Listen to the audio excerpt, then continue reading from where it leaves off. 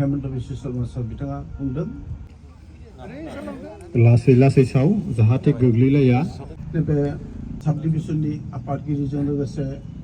आरो नेहाथारि आरो बेवहाय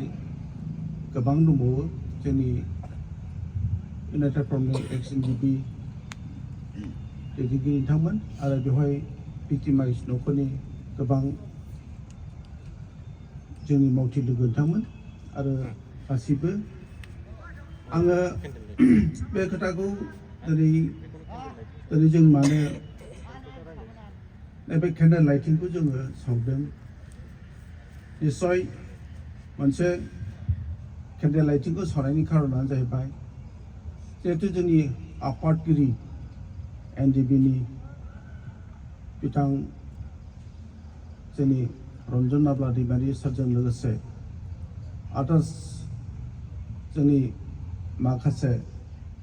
जोंनि अफिसार्स आरो केडार्स दं बिथांमोनखौ जाहाथे गाबोननि दिनजों 29 तारिख गाबोन सुप्रिम कर्टआव मोनसे हियारिं दं बे हियारिंआ जिहेतु साक्सेस जायो जिहेतु जोंनि जिहेतु दिनै बेखौनो जोङो इसोरनाव जों क्षमा बिदों प्रार्थना बानायदों जिहेतु जोंनि बिथां दैदेनगिरिमोनहा साक्सेस जानांगौ होननानै आङो गुरैयै आनान गसाइनाव गाबखोयो जेन' जोंनि बे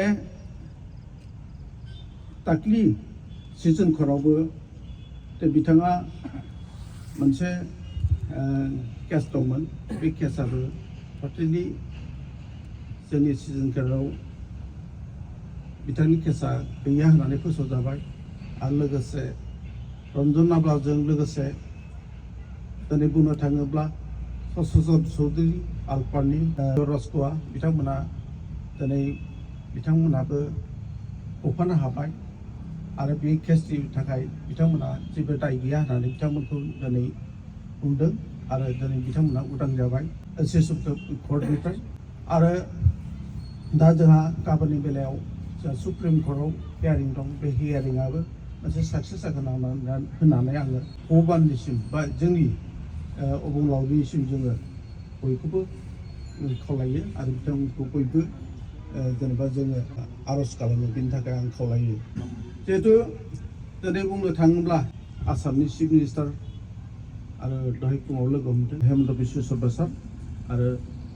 जोंनि स्पिकार बिश्वजित दैमारि सार बिथांमोनखौ लोगो हमदों आरो बिथांमोनखौ लोगो हमनायाव बिथांमोना मोनसे पजिटिभ खोथाखौ बुंदों आरो दिनै बुंनो थाङोब्ला गाबोन बेलाखौ लानानै जे बिथाङा बे खोथाखौ बुंहरदों जाहैदों जिहेतु बिथांमोननि साननाय हनाय मेन्टेलिटि गासिबो पार्टनि मानसिफ्रा खोब मोजां खामानि मावगासिनो दं बे खोथाखौ हेमन्त बिश्व शर्मा सार बिथाङा बुंदों आङो नैबे जोंनि रन्जन नाब्ला गनंगआव बिथांमोना मुखुब खामानिखौ मावगासिनो दं आरो बिथांमोना जे खोथाखौ दिनै बिथांमोना सानदों जे जों सानदों बेबायदि मोनसे लाइनाव फैगोन आं बेखौ आसा खालामदों जेराव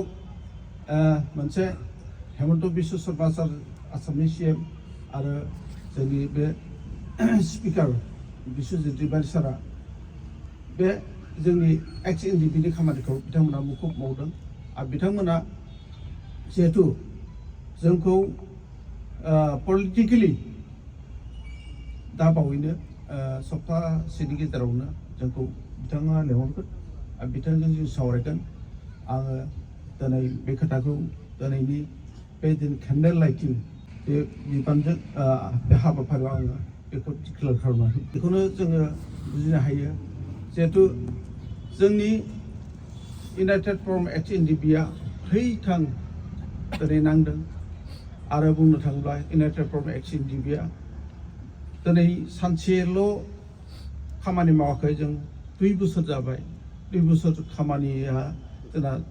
मोनसे रेस्टलेस गैयै बा मोनसे रेस्ट गैयै थाखा फैसा गैयाब्लाबो जों खामानिखौ मावदों दा बिथांमोननि थाखाय मावदों आरो बर' जाथिनि थाखाय मावदों आरो जोंनि भिक्टिमाइज न'खरनि थाखाय मावदों आरो जोंनि माखासे एग्रेसिया बिथांमोननि थाखाय मावदों आरो बुंनो थाङोब्ला दिनै आसामनि दाब दाब जायगायाव बिटिआरनि नङा दिनै बिटिआरल' नङा दिनैनि बे केन्डेल लाइटिंखौ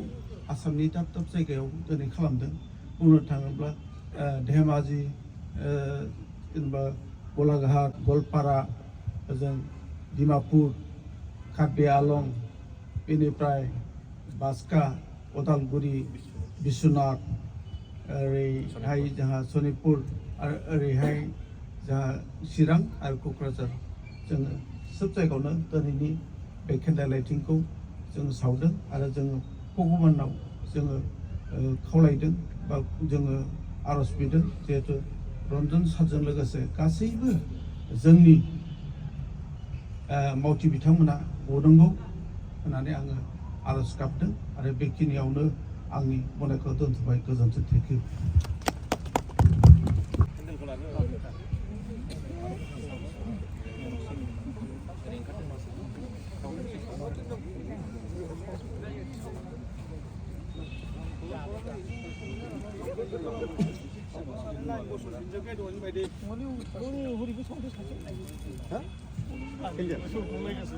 जोंना ओरै बारा फैबायना मानसिया जाय जाय बिथांमोना सावखांबाय औ लायोबा मोजां लानो हायो बयबो केन्डेल थोजासे आखायाव लायोबा मोजां स्रां जानायनि आरो साजियोबो ओरैबो मोनसे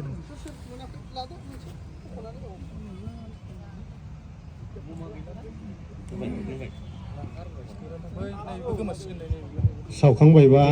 बयबो सारियावहाय गसंफैनो थाखाय खावलायदों गोसोजों गोसो सारमोना जाहाथे गयो दा बिनि सायावहाय गोसोजों गोसो बयबो आर'ज गाबनो थाखाय आङो बयखौबो खावलायनाय जाबाय जागायबाय आरो बे ज' जानायानो मोनसे जिहेतु जोंनि केस खामानि हियारिं डेट दं सुप्रिम कर्टआव बेनि थाखाय जोङो बे हाबाफारिखौ दिनै लानाय क'क्राझार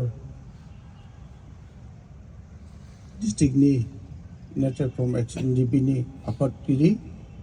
आरो बेवहाय नुजाफैनो हानाय जोंनिनो अर्गानाइजिं सेक्रेटारि अफ एक्सन डिपि बिनायसा